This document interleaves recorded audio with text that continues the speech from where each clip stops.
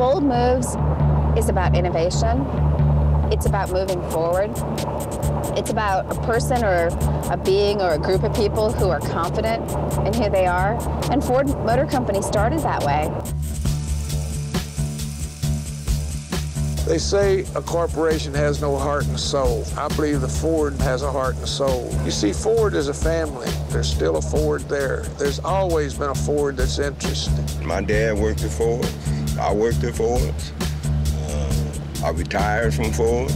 28 years. 28 years. 28. 28. 32. 32. Over 100-something years, 200 years right here. Ford is a part of Americana. I mean, it's been around for 100+ years. Henry Ford founded the automotive industry. He was one of the pioneers.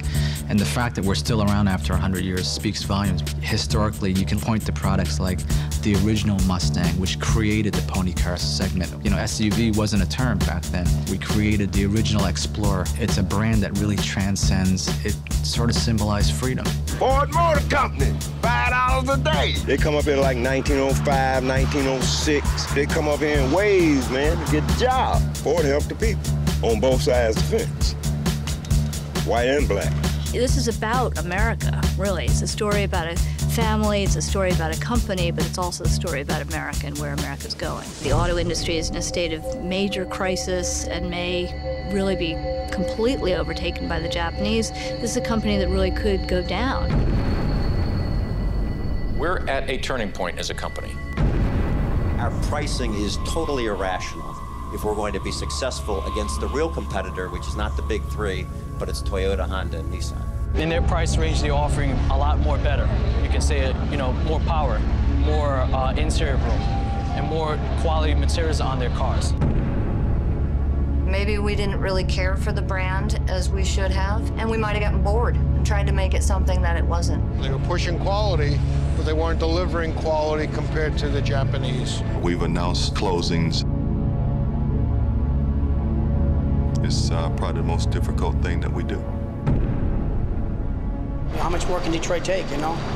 We've got the worst economy in the entire country. I think Ohio is like second, you know? And it's all because of the auto industry and, you know, everything's being made overseas now. Michigan, in this area, Dearborn, the grass grows blue.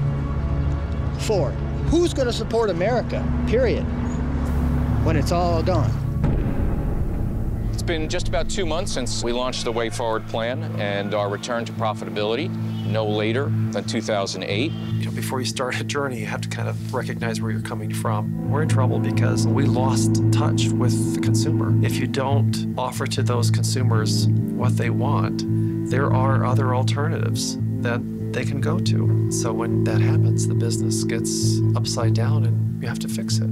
It is 7 o'clock at WJR Detroit from the New York Auto Show at the Jacob K. Javits Convention Center. Coming up, our first guest in this next half hour, Mr. Mark Fields. You know, he's been kind of called the rock star of the automotive industry. What is the camera crew doing? They're just following you around everywhere, Mark? Hey, Frederick, how are you? Mr. Fields, how are you? Hey, Phil. Hey, Mark, how are you? Good to see you. I got a man with a lot of titles. It's Mark Fields. He's Executive Vice President, President of the Americas, North and South America. Sometimes it's just too darn long. I work for Ford. Now, it's Mark Fields and the team.